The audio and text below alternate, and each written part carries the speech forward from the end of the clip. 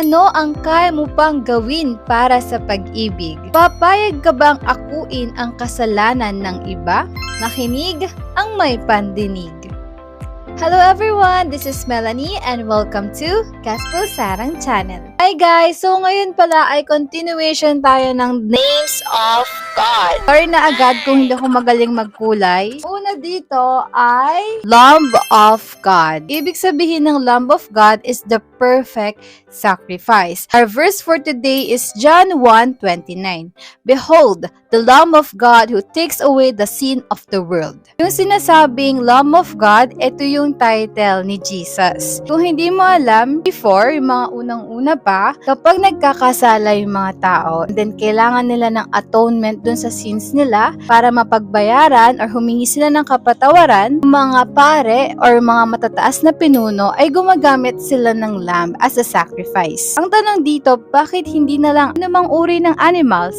So, ang lamb kasi is symbolize siya ng innocence, purity, blamelessness, and sinlessness. Ang ginagawa nila doon, pinapatay nila yung lamb and they made it as a sacrifice to reconcile the people back to God. Remove those sins and that guilt from them. This one is very traditional, no? Siguro kung continuous pa to, baka maubos na yung lamb at di naman natin gusto mangyari yon. Lahat kasi ng mga kasalanan natin ay nangangailangan na pagbayaran at pagsisihan ang mga ito. Hindi kasi natin mababayaran or mapapalitan yung mga kasalanan natin gamit ang mabubuting gawa, mga katwiran, pagkukunwari, at kahit yung pagsiserve natin sa simbahan. Ano nga ba ang kailangan gawin para talaga mapagbayaran yung mga kasalanan natin? Kailangan merong sacrifice na mangyayari. Which is ang ginagawa nga nila before ay yung lamb. Wala naman sa atin yung talagang never nagkasala, di ba? Since nobody is perfect, no one is perfect, so we all cannot reach the perfect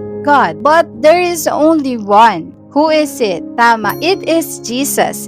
Si Jesus is yung perfect one dahil siya lang yung blameless, sinless, and pure like a lamb.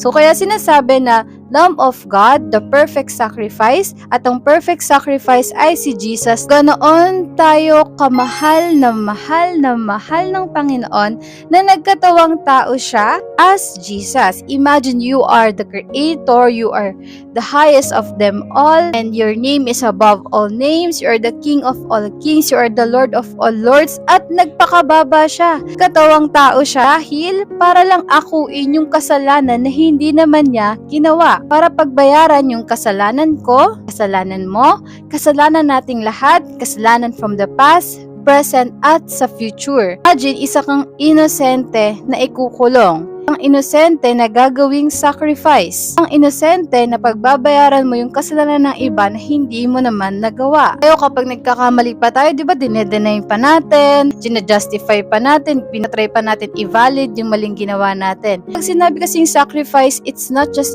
die na parang deads na agad. Yung mayroon talagang suffering na nangyari sa kanya, which is yung binitbit niya yung cross, pinagdura-duraan siya, at marami pang iba. Ginawa yan ng mapagmahal nating Ama dahil mahal na mahal niya tayo. He is a forgiving Father, He is patient, and He wants you back to Him. Wants you to build a personal, intimate relationship with Him through Jesus. Hindi gusto ng Panginoon na mapahamak ka sa iyong mga kasalanan at mapunish ka sa hell.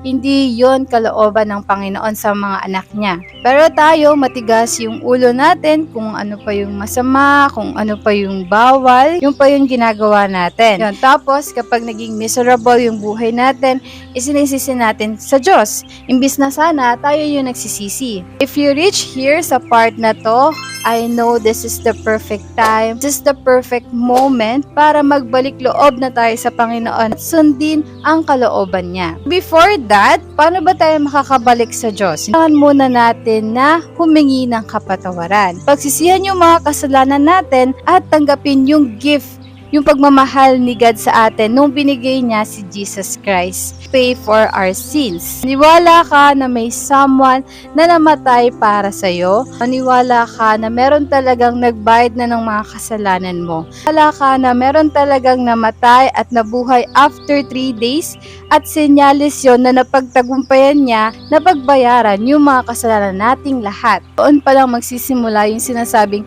bagong buhay at balik loob sa Panginoon. The Holy Spirit is convicting you right now. You're free to watch Prayer of Acceptance. I have a video here na in-upload, and be closer to God and seek it by yourself. Okay? That's it, guys. Thank you guys for watching. Don't forget to subscribe, like, and help me share the word of God. Bye-bye!